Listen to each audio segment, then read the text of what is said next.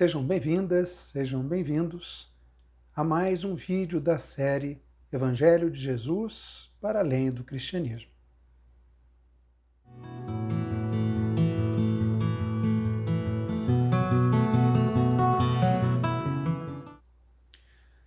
Minhas amadas, meus amados, no vídeo de hoje nós vamos refletir mais uma vez sobre o reino de Deus. O reino de Deus aqui, agora, nos nossos dias. Só que para isso nós vamos trazer uma passagem evangélica em que Jesus apresenta uma parábola, a parábola do banquete real.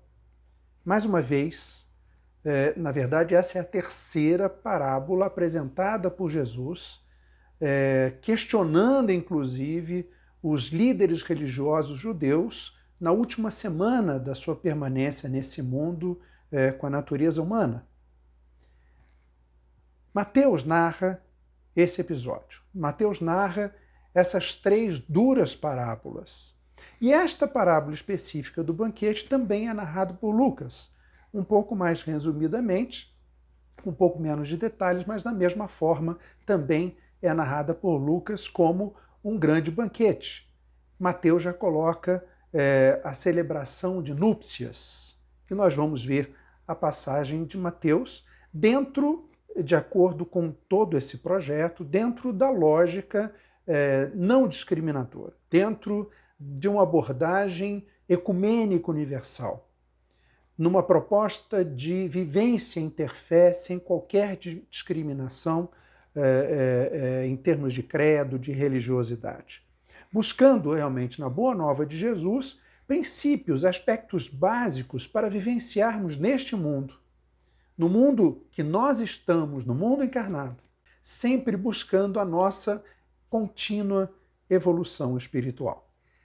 Lembrando mais uma vez, a passagem evangélica de hoje, a que nos trouxe a reflexão de hoje, ela é a terceira mensagem de Jesus, são duras mensagens, três parábolas, direcionadas, como eu disse, principalmente aos líderes religiosos judaicos. Um questionamento à sua incoerência do que pregavam em relação ao que agiam, né? A prática do cotidiano dessas pessoas. E, obviamente, que eles estavam questionando também todo um posicionamento de Jesus de Nazaré na tentativa de mudar essas questões, na tentativa de fortalecer a relação entre as pessoas, relação amorosa, relação fraterna, de uma forma muito mais importante do que todo um princípio determinativo da lei. Questionava, logicamente, a espera do grande Messias bélico, né? A espera daquele que libertaria o povo do judeu dos seus opressores com a arma na mão. De forma alguma, né? A arma de Jesus sempre foi o amor, sempre foi a paz, sempre foi a harmonia entre as pessoas, sempre foi a compaixão com todos os seres. Na verdade, estas eram as grandes armas de Jesus e as características principais, como ele sempre colocou, do reino de Deus aqui no meio de nós. Nessa passagem de hoje, voltando a ela, Jesus compara o reino de Deus a um banquete comemorativo, as bodas as bodas do filho do rei, né? O rei, nós vamos ler uma passagem parte por parte e refletir um pouco sobre ela. Ele dá uma grande festa, né, um grande banquete, e convida pessoas. Vejam que a questão é comparecer ou não à festa, responder ou não a esse chamado, a esse convite. Se nós nos lembrarmos das duas últimas parábolas que nós refletimos nos dois vídeos anteriores desta série, na segunda era dar ou não os frutos devidos ao senhor da via. Os agricultores infiéis, agressivos, que mataram, inclusive, os mensageiros do dono da vinha. Mas a questão era dar ou não os frutos da vinha para o seu senhor. Na primeira passagem, na primeira parábola, a questão era ir ou não trabalhar na vinha. Eram os dois filhos do dono da vinha que aceitaram ou não o convite para nela trabalhar. Vejam que em todas as três há um chamado, há um convite, ou seja, há uma possibilidade de se atender, de acolher ou não a esse convite, de participar ou não do reino, representado por essas três características, tanto da vinha quanto do banquete, de aceitarmos ou não, de vivenciarmos ou não as bases e os seus sinais. Jesus nos traz, então, claramente nessas três passagens, um aspecto muito claro. O convite está posto. Depende de nós aceitarmos ou não participarmos do seu reino. Vejam que, novamente, Jesus utiliza uma parábola, né? Uma parábola para ensinar, para expressar suas orientações, trazendo uma realidade concreta. Trouxe a vinha, agora traz o banquete, uma realidade concreta do dia a dia daqueles que o ouviam. E mesmo nós, 2000 anos depois, fica muito claro essas passagens por meio dessas parábolas. Essa passagem, tanto de Mateus quanto em Lucas, mas especificamente Mateus, traz uma riqueza alegórica muito grande. Né? Nós vamos ver. Só que elas são vistas e descritas, né, e refletidas por muitos de uma forma mais escatológica, ou seja, mais no sentido do porvir, do futuro. Né? Como que nós temos de nos preparar para chegarmos a uma situação futura, a uma situação longínqua. Né? Lembremos que Mateus, e já dissemos isso aqui uma vez, Mateus escreve o seu evangelho, escreve o evangelho de Jesus, ele narra o evangelho de Jesus basicamente para os judeus, na busca de sua conversão, na busca de fortalecer os ensinamentos de Jesus. Então, óbvio que ele tinha de partir de questões do cotidiano, de questões conhecidas pelos judeus, inclusive a sua base religiosa. Né? Então, essa questão escatológica, ela é muito forte trabalhada nessa parábola especificamente, e muitos analisam dessa forma. Né? Ou seja, o rei, nós vamos ver na passagem, que é Deus, as bodas do seu filho, o filho que seria o Messias, envia mensageiros que seriam os profetas e os apóstolos, e a humanidade seria os convidados, sempre na perspectiva de final dos tempos. Só que, minhas amadas, meus amados, nós precisamos trazer as mensagens evangélicas não para o nosso sonho do porvir, mas precisamos trazê-las para o hoje, para o agora, para a nossa vida. São ensinamentos para o nosso cotidiano. E é esse o aspecto que eu queria trazer aqui para vocês. Esse convite que eu queria fazer para vocês é exatamente lermos e refletirmos sobre essa passagem, trazendo seus principais aspectos para o nosso dia a dia, para a nossa vivência atual. Né? Convido a vocês a acompanharmos juntos a parábola em cada uma das suas partes, trazendo-a para o aqui, para o agora de nossa existência. Vamos lê-la e refletir sobre cada uma de suas partes. A passagem se dá em Mateus, capítulo 22, dos versículos de 1 a 14. Né? Jesus voltou a falar-lhes em parábolas e disse, voltou a falar-lhes aos líderes religiosos. É a terceira parábola, é a terceira mensagem que ele direciona a aquelas pessoas, aqueles líderes que o questionavam, buscando algo para que pudesse condená-lo, para que pudesse tirá-lo de circulação, assim evitando a disseminação de suas mensagens que tanto questionava a prática daqueles líderes. O reino dos céus, e aí começa a passagem, a parábola, o reino dos céus é semelhante a um rei que celebrou as núpcias do seu filho. Vejam, começamos as bodas do filho do rei. Além da comparação tradicional com o Messias, como eu falei, quer dizer, o filho do rei, o rei Deus Todo-Poderoso, o Messias Jesus, né, no caso do cristianismo, diversos autores, e cabe a nossa reflexão sim, no sentido da celebração das bodas poder ser vista como uma grande festividade decorrente da união de cada criatura com a divindade. A nossa união com Deus, o nosso vínculo com a essência divina, o reconhecimento dessa essência divina é, sem dúvida alguma, razão de um grande festejo, de um grande banquete. Então essa nossa relação, essa nossa união, ela pode realmente gerar essa grande festa. União essa que pode ocorrer simplesmente pelo aceito de cada um, de cada pessoa. Aceite é um convite universal de Deus.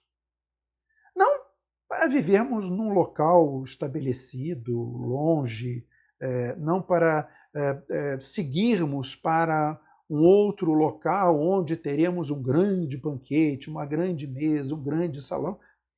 De forma alguma. Na verdade, são alegorias, né? São imagens comparativas para que nós possamos trazer para o nosso cotidiano essas questões, né? Essa união ela ocorre com o nosso aceite cotidiano, né? Ao convite feito a todas as criaturas, universalmente, sem distinção, né? Que pode ser estabelecido entre a nossa humanidade e a essência divina que existe em cada um de nós. Basta que nós a encontremos, basta que nós a percebamos, basta que nós a assumamos para que ela conduza de fato a nossa vida.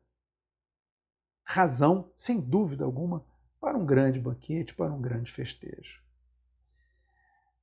Eu queria trazer para vocês a fala de uma kardecista, uma escritora kardecista, Eliane Alves Batista. Ela tem um livro muito interessante que é O Universo Maravilhoso das Parábolas.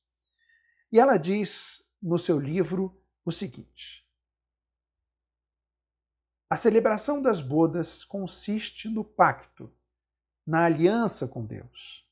É a nossa real e definitiva ligação com os propósitos que patenteiam o acesso às entradas luminosas que nos levam à felicidade, que nos levam à autorrealização, que nos levam à iluminação.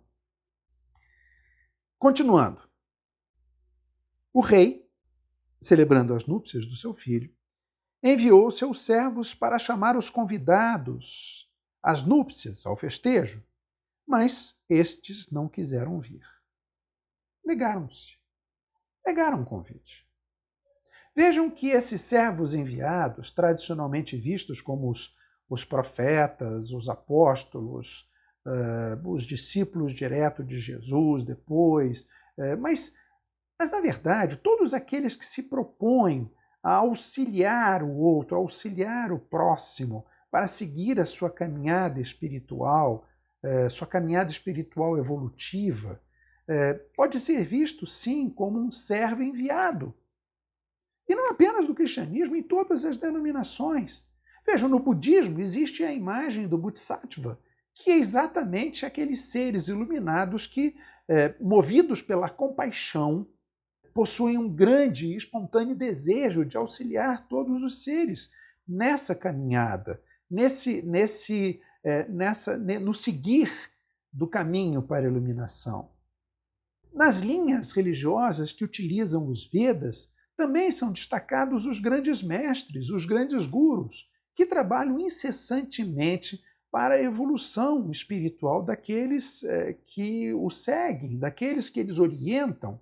Enfim, nós podemos destacar todos aquelas que vêm a este mundo e participam como luz iluminando o caminhar das pessoas na busca pelo contínuo crescimento espiritual. Essas pessoas são vistas, sim, como servos enviados pelo rei, servos enviados por Deus para convidar as pessoas. Convidar não só com palavras, mas convidar com atitudes, com ações, com exemplos. Eles são servos e cada um de nós podemos ser também no nosso cotidiano. Muito bem, só que as pessoas não quiseram, não aceitaram. Enfim, o convite é universalmente feito, mas muitos não aceitam. Muitos não aceitam mudar de vida, muitos não aceitam mudar o caminho, muitos não aceitam qualquer tipo de transformação. Mas, pela compaixão, pelo infinito amor, mesmo sabendo que a decisão das pessoas normalmente,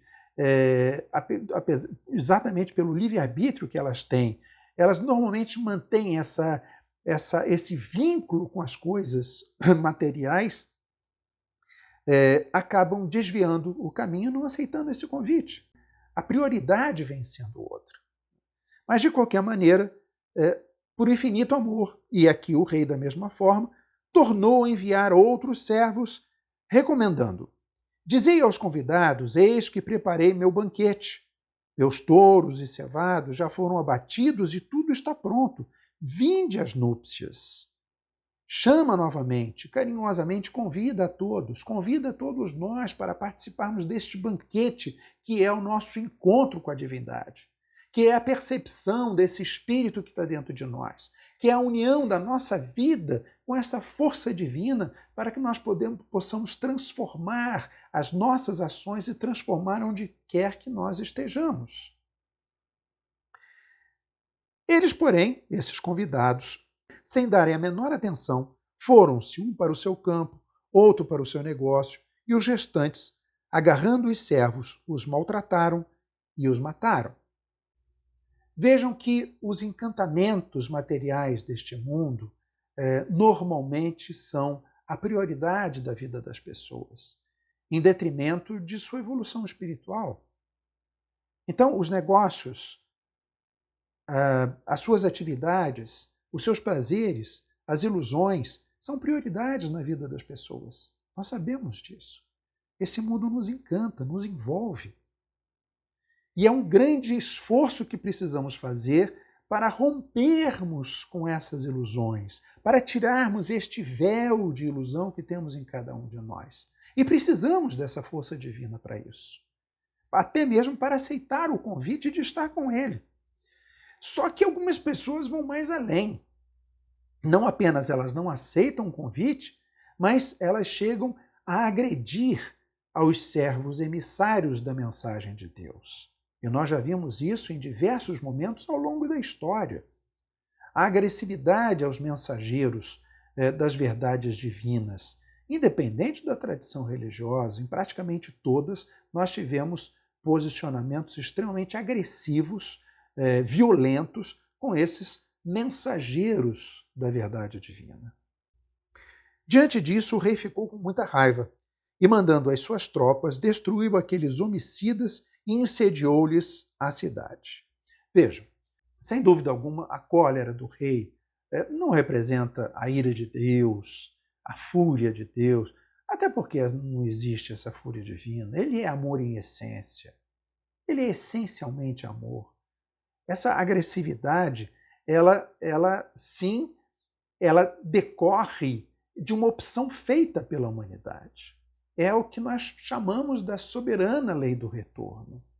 Ela sim nos pune, entre aspas, em decorrência das nossas equivocadas escolhas, visando sempre a nossa educação, a nossa transformação, a nossa revisão de vida.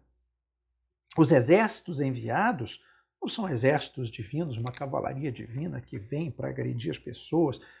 Claro que não. Mas esses exércitos enviados, eles podem ser vistos, inclusive, como formas disciplinadoras, coercitivas, e que se concretizam pelos exércitos das aflições, das dores, dos sofrimentos, das nossas decorrentes dessas nossas opções. Quando nos afastamos do bem, quando nos afastamos da divindade, nós sofremos.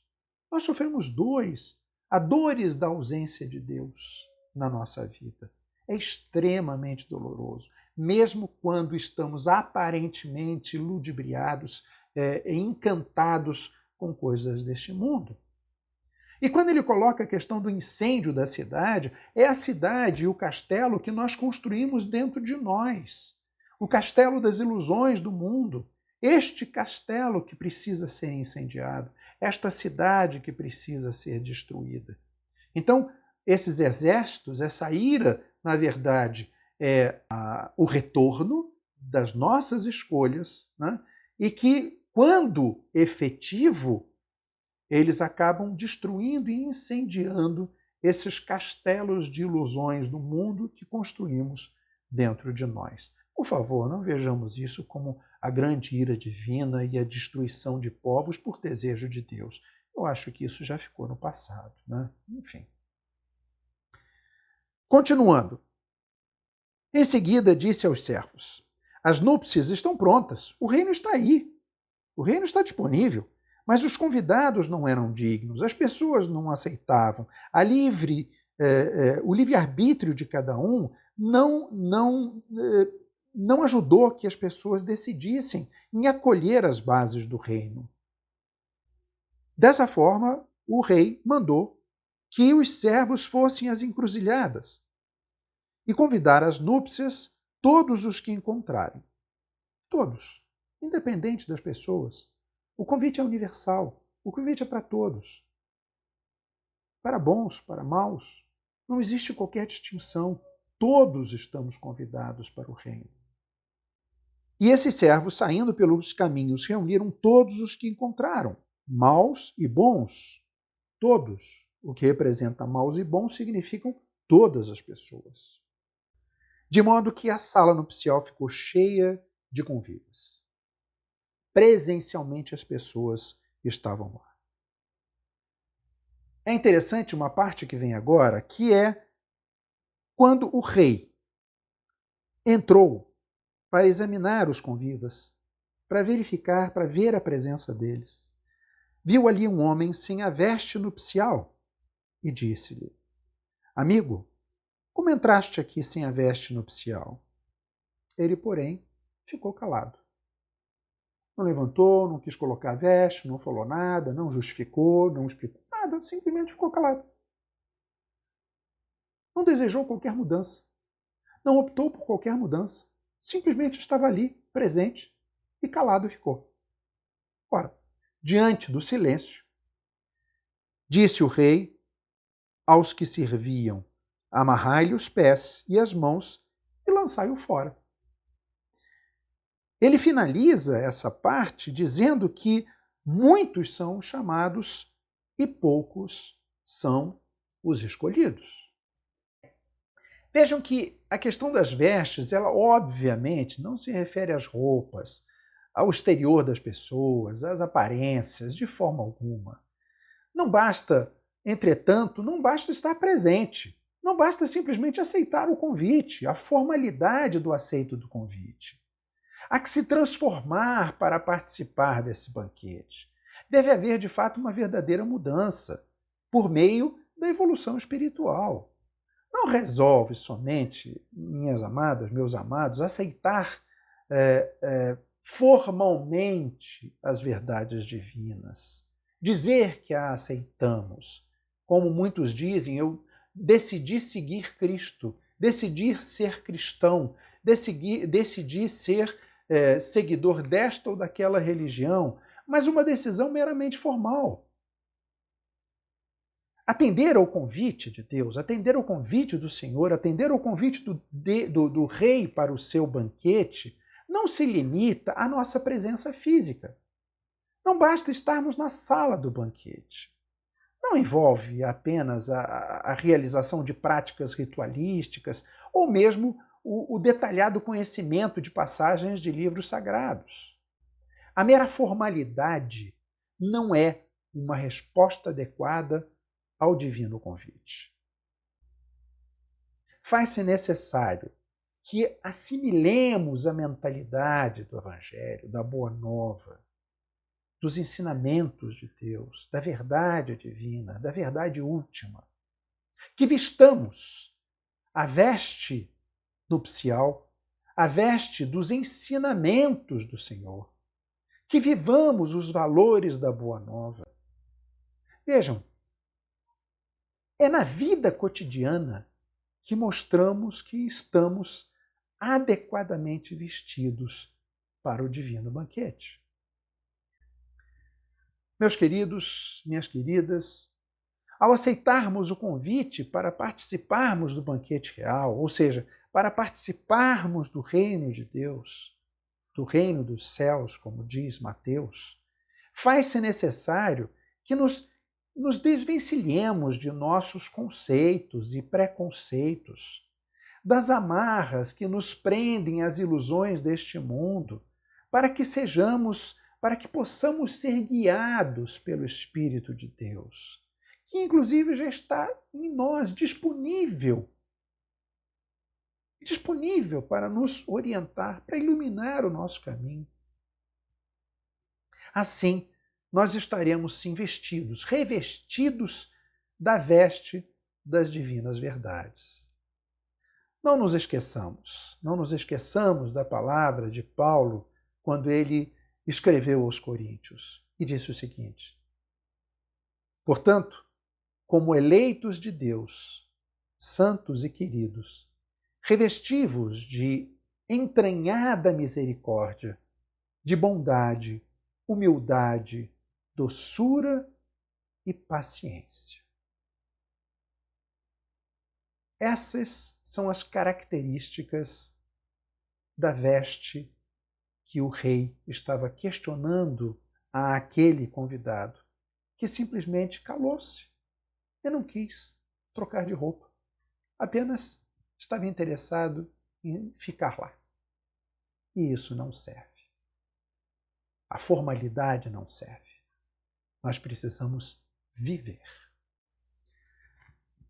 Lembremos, minhas amadas, meus amados, que o convite de Deus, ele é universalmente enviado e está permanentemente disponível a todas e todos, independente da raça, do gênero, do credo, da cultura ou de qualquer outro aspecto que aparentemente distinguam as pessoas, porque são aparências. Há, porém, a necessidade de irmos além das formalidades, do aceito formal. Precisamos vivenciar em nosso cotidiano as bases do reino de Deus, construindo, onde estivermos, um mundo fraterno, compassivo, acolhedor, justo, harmônico, e onde as partilhas entre as pessoas, entre os seres, são amplas e desinteressadas. Onde estiver ocorrendo essas características, lá estará presente o reino de Deus. E o reino de Deus, nesses locais, é absolutamente merecedor de um grande banquete, de uma grande festividade, pois representa a nossa união com a divindade. Minhas amadas, meus amados, um fraterno abraço a todas e todos vocês. Fiquem na paz e até o nosso próximo.